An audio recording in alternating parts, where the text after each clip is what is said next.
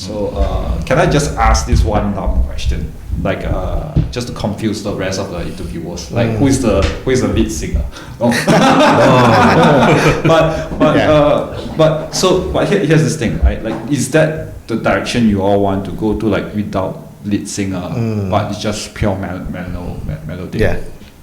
When we started out, that was the main idea. That was the idea of us wanting to have a band without anyone singing, letting just the instruments play the part for the songs. Is that a reason why? Okay, historically, me and Yasser were from another band, so we had a vocalist back then. So I think some things didn't work out with us having a singer for the band. So then we thought having a band without any vocals would suit us better, because we didn't want any frontman, we didn't want someone to just take the limelight. So equally, all the four, the one playing instruments, get equal fair limelight in the band. Okay. Yeah, that was the main core of the idea, like why we Okay. I think for me personally, because I was also in a few bands before that, typical indie bands, with the singer and all that. But I realized that when we are jamming, it's very hard to balance the sound, especially since we don't know how to really use the equipment, the PA system and all that. It's all having to figure out yourself. So it's always very hard to balance the sound. Even when we are doing covers, trying to sing songs, it's really hard to hear ourselves or get the right pitching if we could even try. So I always thought like, wow, it's so difficult to sing. Then when I discovered the post-rock genre, I think when Explosions in the Sky was first introduced to me, that was my very first post-rock band. Before that, I listened to Sigur Rós also, but they had some vocals. Only Explosions was purely instrumental, and I realized that, wow, how can such a band really capture me without any vocals? No one is singing, but someone is speaking somehow. The music is speaking. So then I realized that, wow, I got hooked. So I personally, from that started my post-rock journey. But I was still playing with indie bands. But inside me, I realized that I really like to form a post-rock band, especially because as a guitar and a pedal nerd, I like how it has an equal balance. All the drums, bass, guitars could be heard really clearly in the recording, even in a performance. Whereas if you hear bands with music with vocals, usually the guitars are all tamed down because they want to. The vocals in the center. A lot of commercial music focus on the music, on the vocals. Even if the guitarist, I realize that some bands, musicians, so many pedals, but you don't hear anything. So what's the point? So as a guitar nerd, I just felt I wanted to form an instrumental band. So when Azman started it and posted on Soft, I immediately jumped on it. I really wanted to. But you guys reason? Fahmi's reason? For me, I actually started off like way different genre, like punk, noise music, basically. The band that actually made me introduced me to post-rock is first I listened to Mew, the band from where's it? Denmark. I was in Japan. Mew. So from Mew, and then I transit me to Explosions in the Sky, basically. So Explosions in the Sky actually opened me up to instrumental music, and after that I started to search for more of instrumental music, of different style, heavy style, like those like softer styles, and I mean. Yes, for me. because you mentioned about, because it's a very big stretch from going from like all vocalists, then no vocalists, then it's all like pedals and guitar nerd and things like that. So just like, how come you choose this genre, and I think it's a very hard genre to play. To play too is okay, but genre to capture the audience member is a different story altogether. Yeah. Because I think in the first place also, we don't know what we are doing actually. Yeah.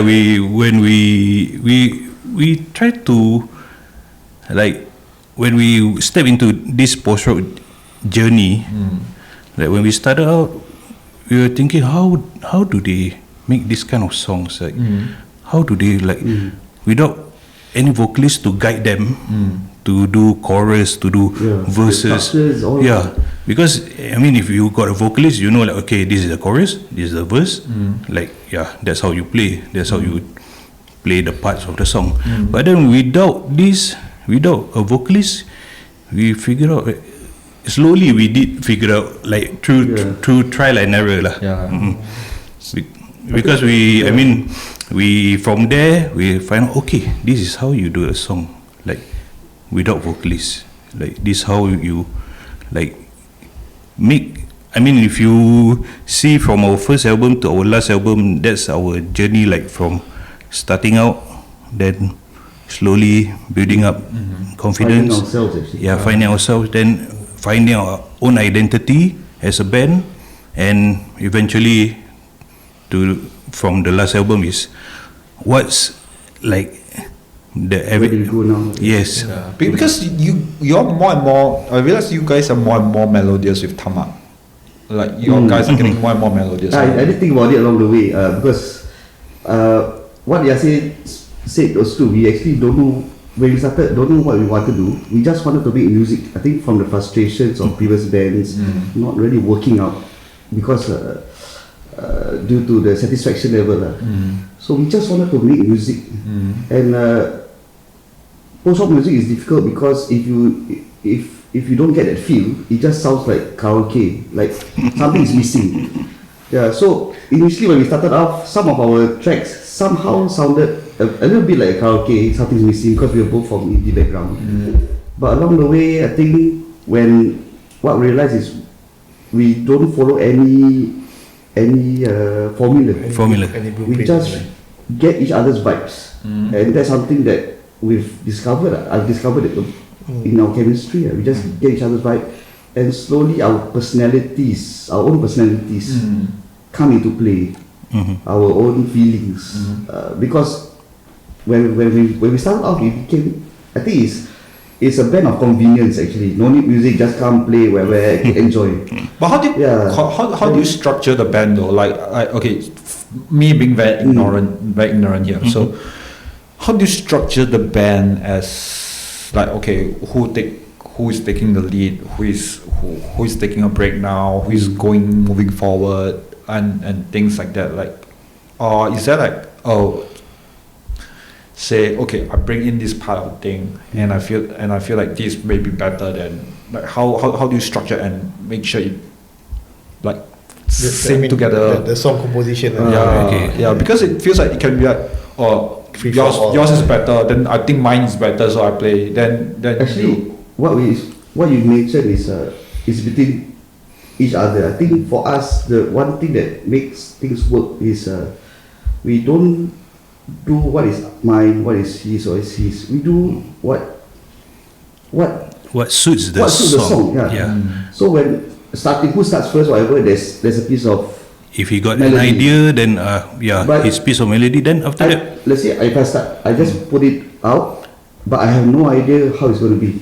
Yes. Then once he has a counter melody or he has a drum beat, sometimes it totally changes what I initially thought. Then okay, so we just follow this.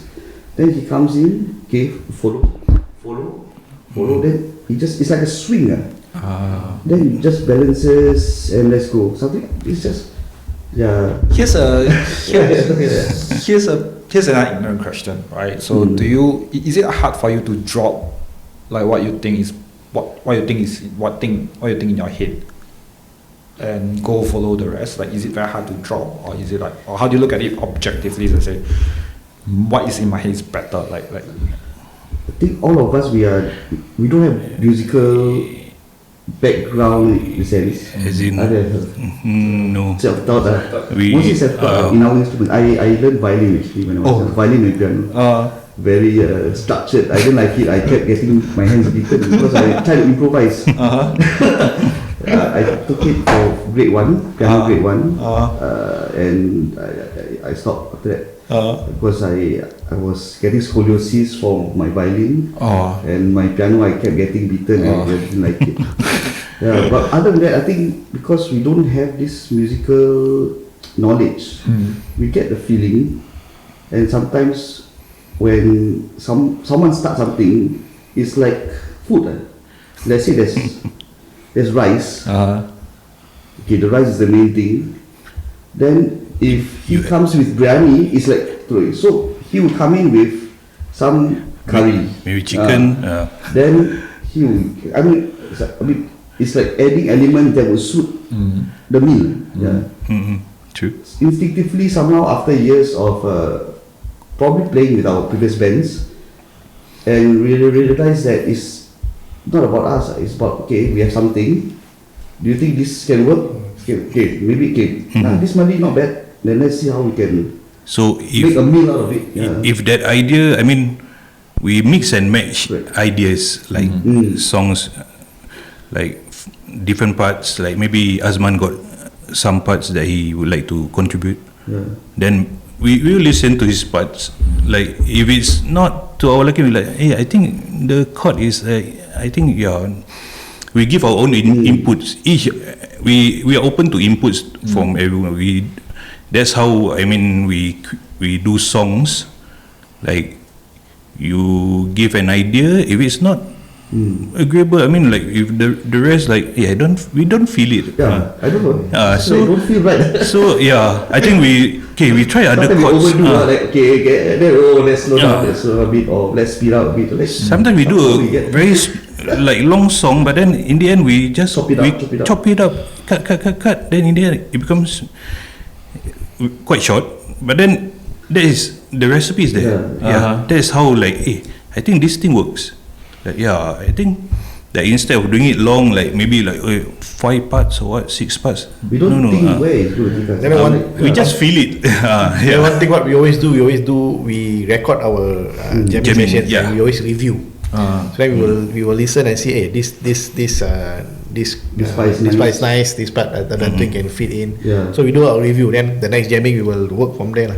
So you all jam together very often, I guess. Not so often. As much as we can, but then every jamming session is used to used to. It's always a process lah. When for example, like for this latest album, working into the album, yes, we jam a lot because we are finding new songs to create. And probably once we already have the album out, the jamming becomes lesser lah. Unless there shows, then we jam for the shows. We do rehearsals, not really like jam to create songs. So when the creating songs part, we will jam more frequent to get the momentum and the fire going like. Okay. How long? Okay, so I'm just curious about the jamming session, like input contributing. Do you come together like this session we need to fill this up, that session need to fill it up, that session? Sometimes we do have an initial plan for jamming. Like tonight let's try to finish this song, this parts up. If you have any inputs or ideas, we will try it on jamming. We will try, but sometimes if it doesn't work, we won't press into it. Or maybe sometimes Hakim comes with a guitar part, then he sends to us like sound clips of it, snippets. Then we I think this can be a song. But which part of the song? Right? Part of the song. So it's like then when we go to jamming, we looking forward to play that part. Like then we see how on the spot we come up with, maybe Fahmi will come up with some idea, drum beats. Azman will come up with some idea. Then from there we take the song to another level. Here's this thing I realized after listening to For All Those Who Wonder What Lost. Not all Wonder What Lost. And Tamat. Do you go back to your roots very frequently? Because I can hear mad rocks, I'm like go back to the 1990s, or the it's nostalgic. It's like Like because I think most of our songs are like based on feelings. Yeah. Like Missing. childhood, your time with your parents, all that. So probably that sums up the reason why you feel like sometimes like those older songs vibes, I guess. Yeah. So I'm like, how come you go that way? Sir? Because I'm not so sure whether is it good to say this, but also there are a lot of times I just hear like a lot of guys go along the path of you when you play indie music, you go either very west or like this. You can hear they are good, but you can hear like there's a pattern going on. Not a pattern, but you can hear like similar vibe going on. And then I can hear like you all went on to the other vibe, like saying like. It's like you can hear the 1990s, 1980s, where all the Malay rockers you don't know what's that sound exactly, but you just kind of like But you hear when you hear it, you know it. Yeah, I think it comes also because of our background. So all our self-taught musicians. And then we listen to a lot of those mud rock music also. So even like the melodic part, I think some of us already know this song, like the song for While We Sleepwalk. So another one thing is even the title is really copied. Yeah, it's copied from the song Sleepwalk. Inspired for the song Sleepwalk by Santo and Johnny. Yeah, if you remember the movie La Bamba. So I like that show. And then when Hakim played, like, see, this happened like what we explained when he came out with that riff for that song. So I had this feeling that this sounds like an oldie song. So then that riff came to my mind. So I had to play something similar to that kind of vibe that I want. Then when I told them actually this song is I inspired from this song, and then the title even came and While We Sleepwalk. Because of the inspiration from the we both felt that because of the movie, connected to the movie. Very sad movie. It's about Richie Valens and Richie Valens. Here's this question: how do you find yourself then? How does the band come together then? Okay, because I don't know much about your band until like the last. You mean formation of the band? Formation of the band. Okay, me and Azman, like what Azman mentioned earlier, we were from an indie band with a vocalist. Then,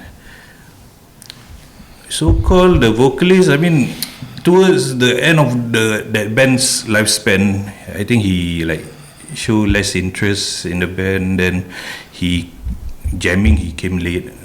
So he came late, but then the guitarist, the bassist, and the drummer is already there. So we like, okay lah, just jam, just play any songs. Like then from there we like, this one like like post rock like we are jokingly like post rock, play feel try attack okay.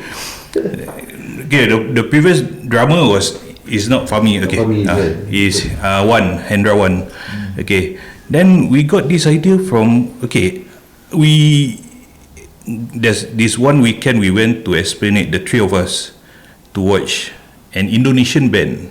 This one I think different. Everybody loves Iron. Different genre, not even post rock. Then the next band, we're like, okay, what is this band? Deep Set. From Malaysia. What band is this? We never, none of us heard of this band before. So we like, I was telling husband, okay, we give this band, probably let them play 1 or 2 songs. If we like it, we stay. If not, we chow. Is that the Esplanade? The waterfront. Then we don't know this band. Then when they came on stage, also they were like all in black. We like, this one I think like the crew member. Then I think like maybe black metal or what. Okay lah, just give it a go lah. Like just give it a listen. Okay. We end up listening to the whole set. I think 45 minutes.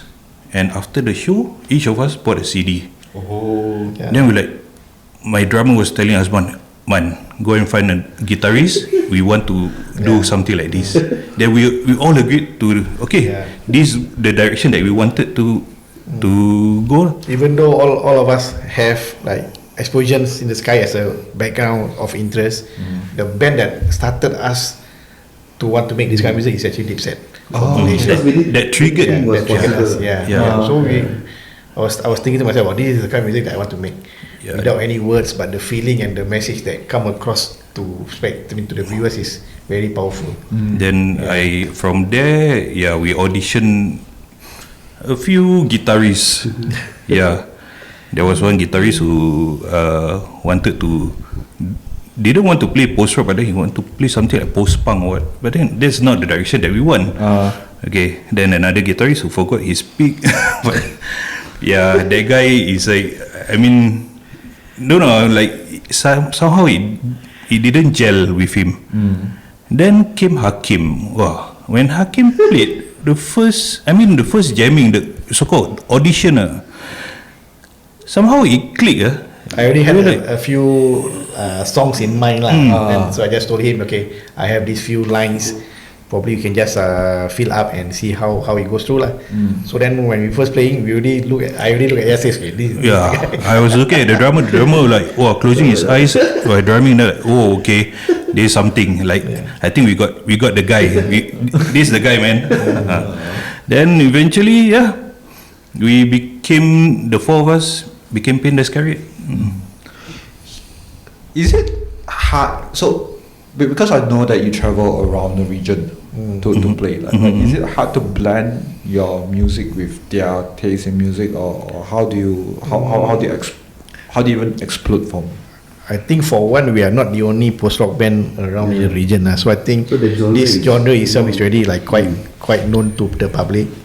So probably what we bring differently is sometimes our songs may not be as long. They have as technical as other bands. But you know, like play like 5 to 6 minute songs, 5 to 6 minute songs. I think in post-rock terms, it's like that's the average song length, the song duration. Some may be longer, like 10.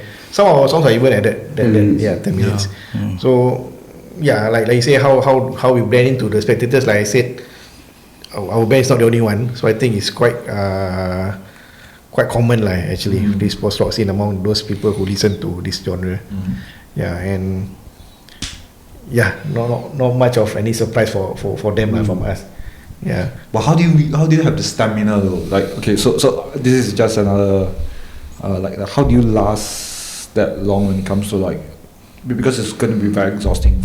I do stand-up comedy, and going up on stage and last for, there are a lot of times I just don't know whether I can last that long doing performing. I think we can speak about our China tour. I think you can ask Fahmi, because China tour all fell down. His role is the most intense. The drumming, I think, is no joke. It's tiring, especially our previous launch show. It's actually our first time, because the latest album is so-called the longest album that we've written. We didn't realize it. Amongst the previous ones. So we were like, hey, launch how? You can tahan 1 hour plus now. It's 1 hour plus, 1 hour 10 minutes, right? Around there. Play the entirety. Then we were like, hey, how? Then okay lah, we say we practice doing jamming and stuff. Okay lah, I mean, we take it slow, we don't rush. I mean, you okay lah, you sit down can lah. You sit down, we standing up. Not sure what kept us going is the adrenaline. Adrenaline, yes. I mean, after that we were just like, wow. Like, all just like, not dead, man. Like autopilot, just play the song. I think as a performer, I think if you get the audience, the vibe, they are very supportive. I think you also don't. But it's okay. So this is just me, because I watch a show in Beyblades, right? And I'm like, you guys can last, like, even Fahmi, your drumming, like you all can last that long, right? So I'm like, how it does not make sense for me, to be honest.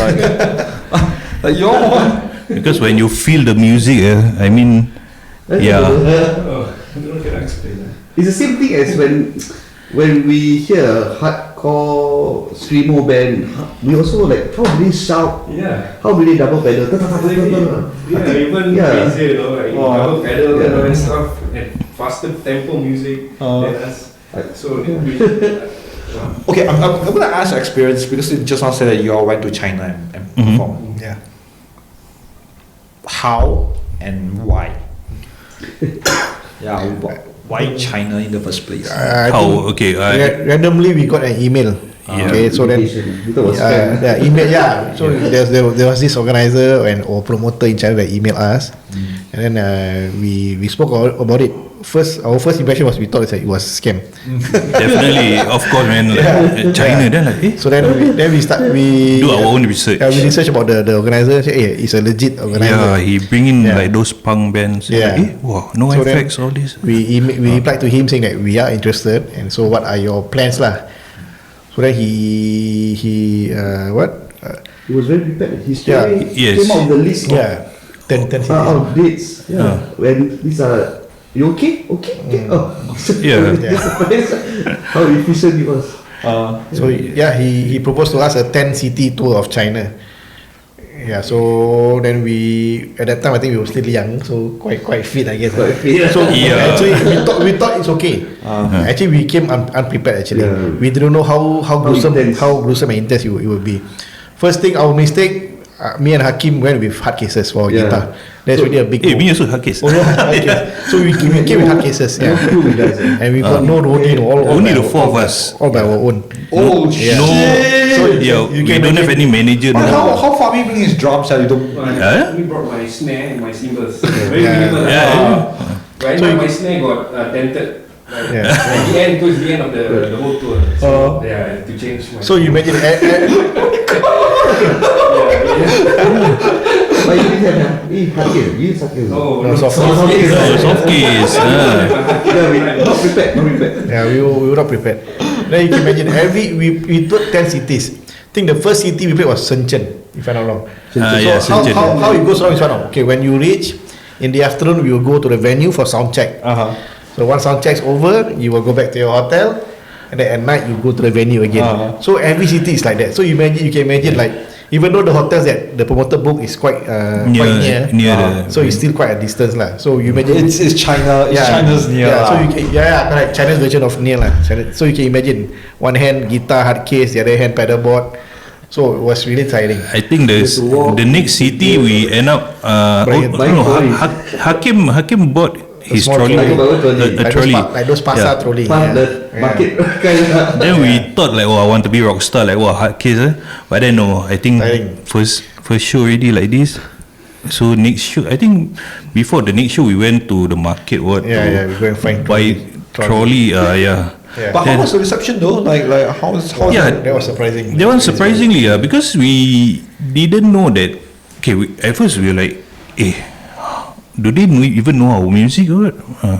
Then apparently, like I think they rip our songs.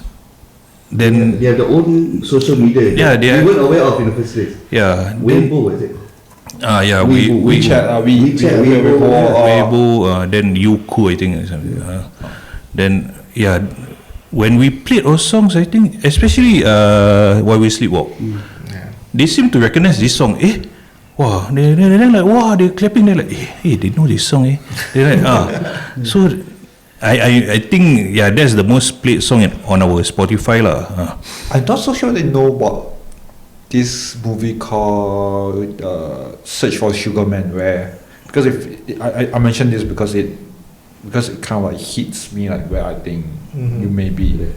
So basically, it's about a guy who is not big. He's in his own country, but his album somehow got into South Africa. Then he got really, really big there. Okay. So it reminds me of you are not known Really, yet, yes, correct. but how come It's true, it's true. We feel that way also, especially I think in China, I think the second show we already sold out our CDs that we bought. Yeah, because We bought we 50 copies. We didn't underestimate. merchandise.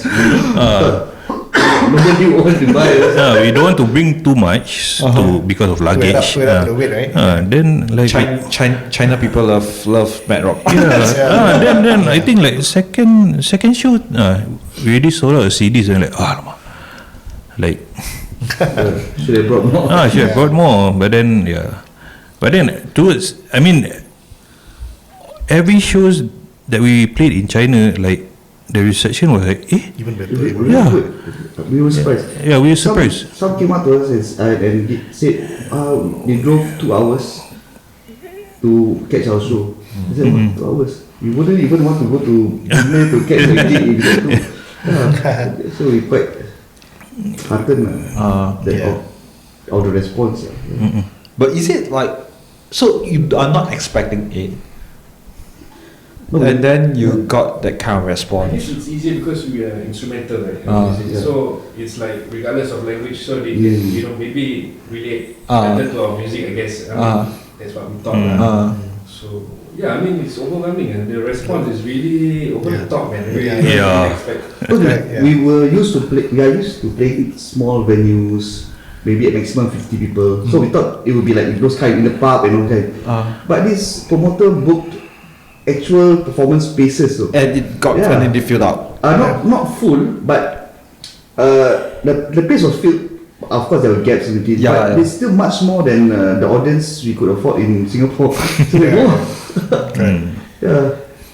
Yeah. So I'm still like surprised that like how it got connected, because we are like in Singapore it's like like we all know of the race and cultural difference, and yet in China the gap is even bigger. So I'm like, what the fuck? We were really surprised, like. I think what I Pleasantly realized is surprised. people in China, when they see overseas bands act, they get excited. I don't know, for some reason. They just like become a fan. It's like they see a more band coming, like perform, they suddenly become a fan. They just like that type of crowd, I guess. That's what I feel people there, when they saw us, they like, like, you know, not Chinese, overseas band. They feel like, big shots. So they, you know, autograph, you know, take photos. Really, but do you get to travel the places you go to? Like how was the city? Not much, but we did watch the football match. Yeah. We had a day off. We went to Guangzhou, and that was in Guangzhou. It was the final. Guangzhou Evergrande. They were champions.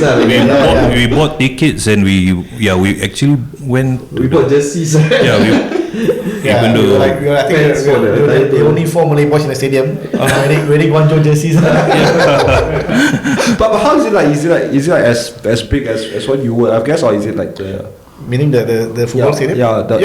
They were made crazy about football. Like is it like enough house? They had flags all around. Apparently at that time Guangzhou was like one of the richest football club in China.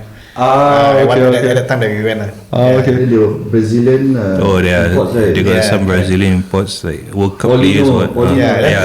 Surprisingly, the level of football also was very good. Because I'm like surprised that like we all connected through football. Like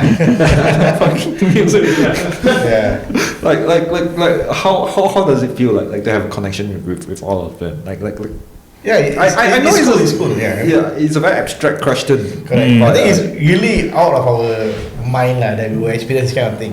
First thing first, who have thought we want to go China? We will perform in China.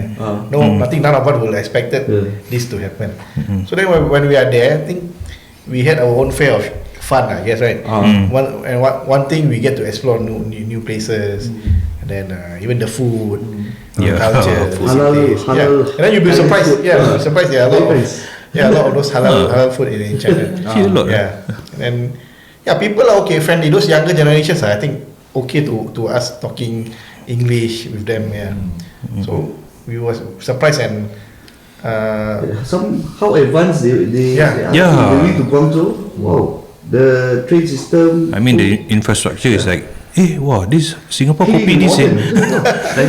Like Singapore copy a lot from this. You see, like, it's a better Singapore, bigger Singapore. I mean, and you thought like, China, like, dirty, like the places are dirty. No.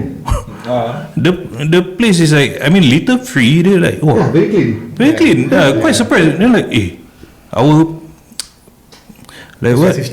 perspective change. Like towards China. I mean, like, without this band, we wouldn't have gone to China like on our own.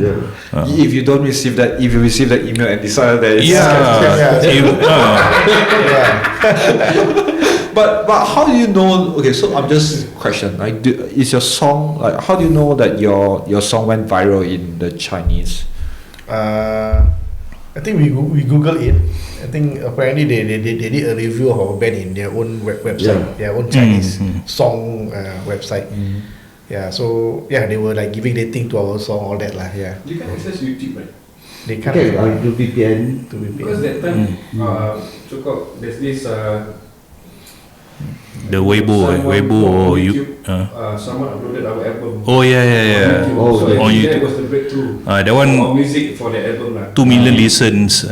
Yeah, at that point of time it's really a million over views. Yeah. So I don't know whether maybe they YouTube. Yeah. Because I know. Okay, so before I know you in Baby's, right? I listened to your albums as well. So and it's the album, not All Those Who Wonder. Not all $100, yeah. And I was listening to it, and there's a lot of people who are commenting on it. And I'm also really surprised that it is a local music in the first place. Like it's not. I didn't expect this to happen in the first place. Like I thought it's like most probably the most is like regional bands, but I'm not surprised that you all choose the direction that you go to, and it's a surprising feel to it. It's a surprising vibe to it, and I'm like, oh, that I because I was looking for bands to go to for Baby's, and I was like, I should go and search for it. Right. So I found you guys again. How you got to listen to us through YouTube actually. And YouTube and Spotify. Yeah. I think it seems that for other people also from YouTube, I guess. We were equally surprised also from the response from that YouTube post, which we don't know who posted it. From some post-rock organization from I don't know where. Yeah, I think post-rock lover then they just posted posted that album on YouTube, and suddenly when we saw the views, we were just like, what? I think like last I checked, like 2 million plus or what.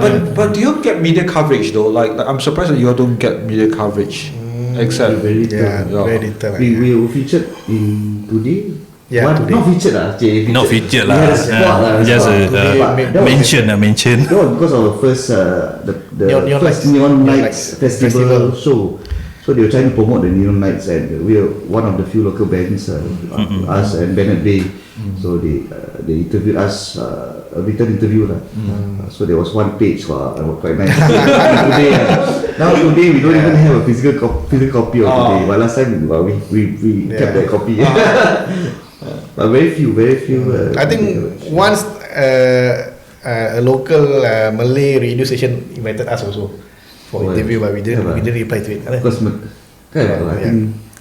Oh yeah. I think not comfortable to speak. Because at that here we are. I mean at that point we didn't know what to like. What to interview like. Like we are not like got any vocalist or what to. So we don't even know what to say about our own music.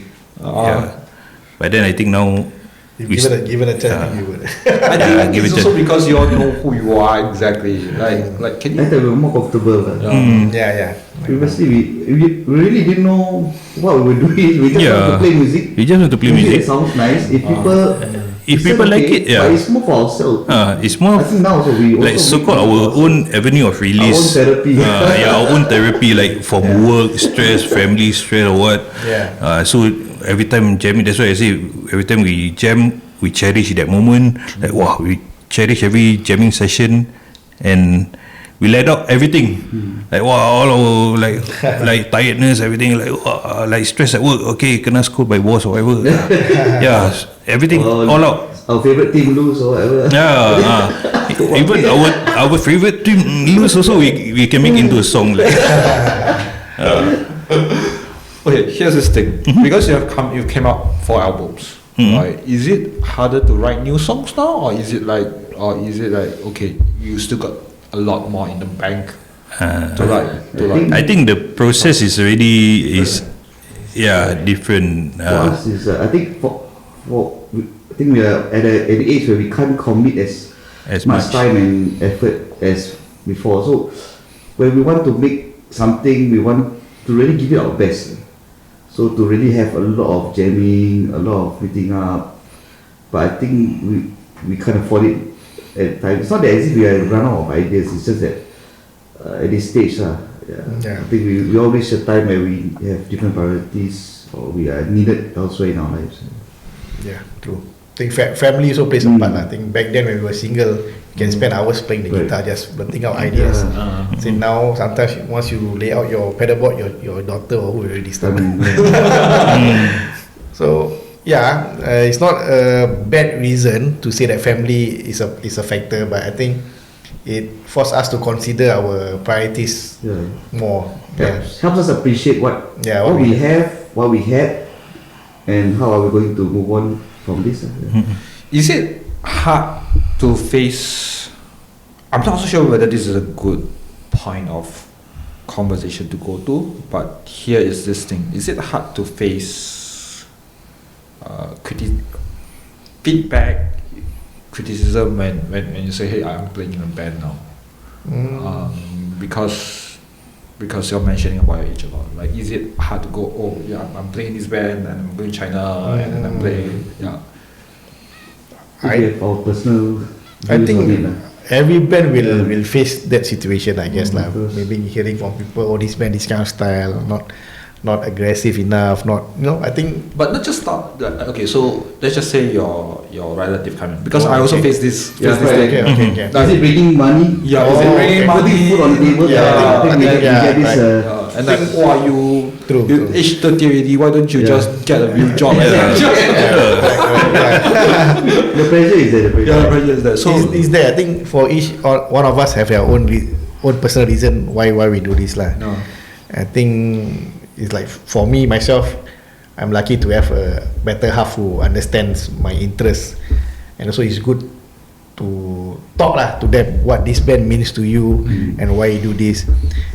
So it helps for me, for me personally, I have a better half that understand why I do this. And how okay, this is just me being curious about how do you find your better half then? And because I'm just like, how do you how do you merge everything? How do you merge everything to find out, okay, you find a person that's going to support you, but yet you need to work as a team to provide your family. How did you prioritize and things like that? I think during the dating time, I think she already knew that I play in a band. During dating, I already knew I play in a band. For me that's my story So then she came for your shows. Then she came to my shows. My wife is from Indonesia, but now is a Singaporean. So when we played in Bandung, Indonesia, she came over and watched. So I think that also helps for her to see that, oh, actually this band garner quite a following also. So, and then what helps for me is sometimes I tell her the stories behind the song and how we got into this idea. And then sometimes when we're driving, I will play to her the jamming session from yesterday. So I will tell her, hey, this is what idea we came out yesterday. So you have a listen first. Then sometimes she will give feedback, hey, this song is nice. Personally that helps for me lah. So that is my story lah with my better half. What about the rest of you? Do you find a lot of pressure saying? Is how you balance your time with family and band and work. Yes. So these three things you need to balance. But then I will tell my other half jamming is only maybe once every month or what. Now what we do is once every month. So it's just one day I go meet up with the guys, and the rest of the month I'm yours. So that's how that's how you balance lah for my part. For me, I'm still figuring out. It's something I struggle with every day actually. So for me, the band is something I feel like a superhero actually, because I don't talk about my band to any of my friends, workplace people. I like the idea that I'm someone more that nobody knows. It helps me with my confidence, because sometimes when we try to live up to others' expectations and we struggle with that, and we might feel down and feel worthless.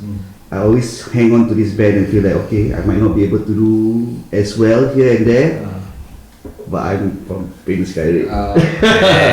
And I have a bunch of friends, and we are doing stuff and that we love on the side. It's like I feel like a superhero. Not the kind Marvel kind, but the quiet kind that, because initially we started out just wanting to play music, and I also just wanted to play music. So my mentality was I just wanted to Release. It was initially a release. Then I realized that when my practical side took over, like okay, I don't really have time for this. I wanted to stop, that there was sometimes that even when we were jamming, I told guys, hey guys, I just finished work, I'm tired, can we postpone? They said, oh, book already. Then he was insistent, we're going to keep this going. And at the starting point, so I was like, wow, this guy's really serious. So I carried, because I started my career at this band at the same time. So it has been a balancing act. Juggling act all the time. Yeah. Which one to prioritize? I realized that I've seen peers of the same age, from the same school, university. In fact, the previous person that you had this podcast with, I just found out today, Walid. Walid was my secondary school friend. Oh shit, really? Yes. From Ernest Boy. Yeah, so I always find myself comparing, not to say you should compare, but sometimes I see myself, I am at this age where my peers, a lot of them are excelling, having their own startups, becoming associate professors, and I realize that, okay, I might not be that successful or that having a high position. I'm just an average guy actually. But how do you come to terms with that though? Like okay, so because I'm going through the same thing right now, like okay, I'm nothing. Yeah. So I can also feel the same way. Like okay, I'm not that much. My friends are getting married and having a family of their own and having kids of their own, right? And here I am just. I think I reconcile by saying that okay. I think also from my upbringing, I think from our Muslim upbringing, realize that if it's yours, it's yours. So don't have to be envious. Just appreciate. Okay, so I might not be the best at this, but I have this, and I realize that a lot of them are wishing they had something we have. Yes. Right? They're wishing, aku, korang. Yeah. So actually, it's human nature to always wish for what others have. So it's just having to reconcile and okay. But of course, when we talk about putting food on the table, that's the reality. I think with family and all that, that's why we need to come to a stage. Okay. There's this side project, there's this passion pursuit that we have, but we also have to pay the bills. And as someone who has family, I have a wife with 2 kids. They don't give me the pressure, because they allow me to do what I want, because it makes me happy, it gives me the confidence that I need. But I feel they deserve more. I think we all feel our families deserve more. So I think it's about having to manage better. Yeah. Not like last time, okay, just go, okay, everything just go. When we were younger, with less responsibilities, not no, we always have responsibilities, but less responsibilities. But now we have to really think, okay, what comes first? Okay, do we still want to just play gigs for exposure? Do we need the exposure? Do we need that high? Do we need people to know more of us? No, actually, we're fine. We don't need more fans. Actually, we just want to do what we want. So that's why we have to sort of pick which shows we want, which tour we want. So we did not make a decision. We don't want to make any more albums, because we want to pool our resources, our time, focus, to prioritize what will be the next best thing for the band, So you are not. So you guys are not coming out with new albums, or you guys are going to No. The writing process is writing closer. process is close. Yeah. But we have 25 songs. I think more than that. Repertoire. Repertoire. So That is like reservist. We finish our NS. Now we reservist for the next few years. I mean, we started Go wherever we want. we started with maybe one song or two songs, and now we have like during the early years, we were like, how do bands make songs? Until now, we come to a point like, wow, if we don't stop, we are gonna make more songs, and I mean. That's why if we make more songs, then we gonna have to spend more time to as a band. Then we be like neglecting our families or what. So to me, there's no such thing as striking a balance. Yeah. Me lah. Because when I'm home, right, sometimes right, after jamming, like when I'm back, and then she look at me, you're still thinking about the band. No such thing as balance, you know, being in the band. Me lah. It's tough, it's really tough. Yeah. So, the obsession is there lah. exactly. So even after shows, before show, we were always at home thinking about my other half. Yeah. Can tell me she knows me. So I can't run away from that. I can understand the obsession, right? Like because you all have families, you all have and it's kind of hard to go like it's a creative output, and all of you decided to say, all right, look, like this is gonna be we are going somewhere, and then now we have to put a stop to it. And to me, that is a crazy. It's like okay, that's a crazy thing to do, because you're like, okay, I still have a lot more things in the bank. I'm going to put it out there. I'm still going to. When people say don't chase your dreams, but my dream is already somewhere there. like playing in a band, and it kind of like got bigger to the stage where I go China and people know me, like the kind of stage. So I think for us, because we are not chasing fame. We are not doing this for money. We're doing it for passion, actually. For ourselves. And I think. But how do you not get lost though? Like okay, so because I'm trying to like wrap my head around like not getting lost in the sense where you're not chasing for money, not fame initially, right? But after that, you all got where you wanted to. You got somewhere where you wanted it to be, and more. Like how do you all wrap your head? Just go, okay, look, let's end this. Like put a hard stop to it. Even you have more in the bank. You get what I mean? Like it's hard to wrap my head around. Like okay, these days we're not even getting a lot of shows locally, and we realize that we have a lot of songs that we haven't played live frequently. So a lot of the songs we had to listen back and remember our old songs, So we were thinking like, hey, maybe it's slow down with it. Slow down. And then absorb all the older songs, and then just relive back all those memories. It's like when we open a restaurant, we can't keep adding new dishes. Then we get too many. Then when people want to order, you don't know what which one to choose. Which one? I like to give allergies. Food. But so are there so here's this question where are there people just come, okay, hey, look, I wish that you could play this, or wish you would play that? We get many requests. We got requests like what would you call the classics? Like what songs? Wow, you got what? We have our favorites, which is Sleepwalk, ABX, and Happy Ending. Then we realized people started to like Evanescence. Then we had to revise. We had to. Because people like people like people request. Fly Me Linda also. Then Fly Me Linda is from first album. They're like, a lot of people request, but we haven't. I think we haven't. So we have requests from those favorites. Then sometimes one or two would suddenly randomly bring back, play this song. Like this song triggers this memory of them, like, oh yeah, when I was they will post, please play this like song. wedding song or something like that. Wow, this one wedding song. Then like wow, to please everyone. okay lah, we want special lah for that person then. Okay okay, I'm from a guy who has not got married before. Like, which song would you think is the marriage song in your albums then?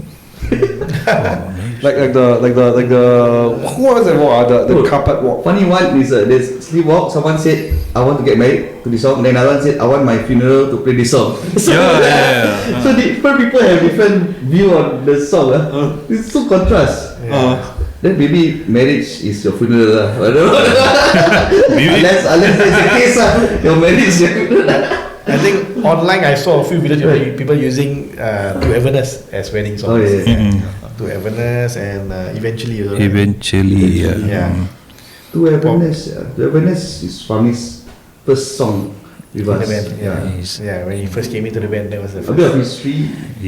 We actually wanted to stop playing after the first album because having been from different bands with no album produced, we thought like, okay, from this band, one album, then we start our careers. He was just starting his job, I just started my job, so we all, okay, let's play. Then after we got I think our idea to do the album is actually so that we have something like Azman always say to remember. Like legacy, like our legacy, like probably like when you have kids, you tell them, then from one album, like I think we are doing not to say good but people were asking for Malaysia, and we could play in Malaysia, you know that. But how do I'm curious now, like in a sense, how do you get your album to Malaysia in the first place, or how do you even start off your career as fanboys? We went over to after the one that we say about Deep Set, we watched Deep Set Esplanade, the waterfront there. After that we like whenever they play, where's their next show? Oh, next show is KL. How? Is it a weekend? We can trip to KL. So we will go and catch. We went and watched them. From there we became friends with them. Then from there, like I think they help to promote some of our band also to some of the promoters in KL, I think. We hadn't recorded that. So they when you guys gonna record? So they help us print the CD even from Malaysia. Contact.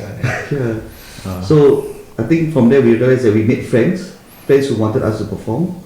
Then our drummer decided to have a career move overseas. That was the first drummer.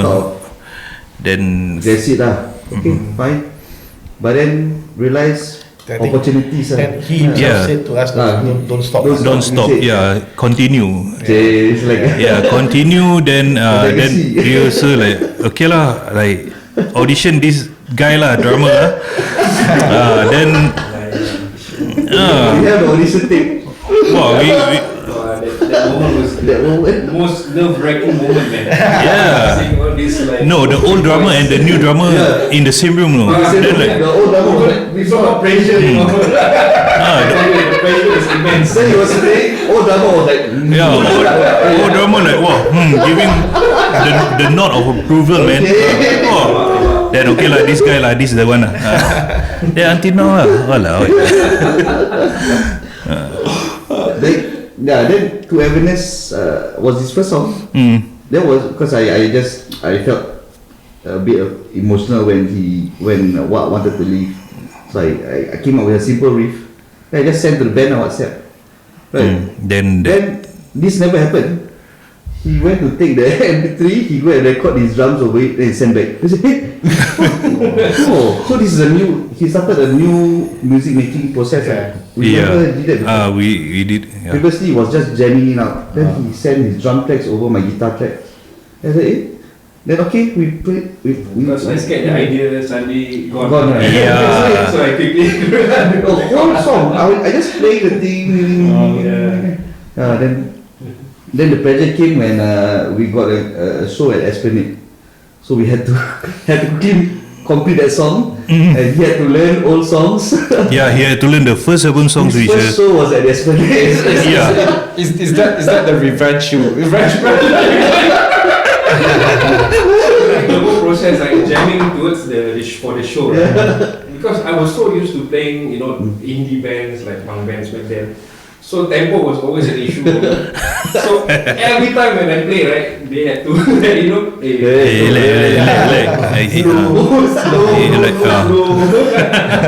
tempo. So I learned how to You usually you give him the eye like. Yeah. But is it okay? So right now you are at this stage of the band, right, where you decided to stop. So I suppose you guys are still going okay with like playing live then. Yeah, I think Hakim did clear out any doubts or any misinterpretation of our. Yes, it may be our final album, but we will still be performing if the opportunity arises. Opportunity if people want us, but we have to be a bit more selective because priorities. We will see the timing. We must see the cost. We must see whether it will add something to our band, like a new experience or new stories, or even something that can open the path for other bands.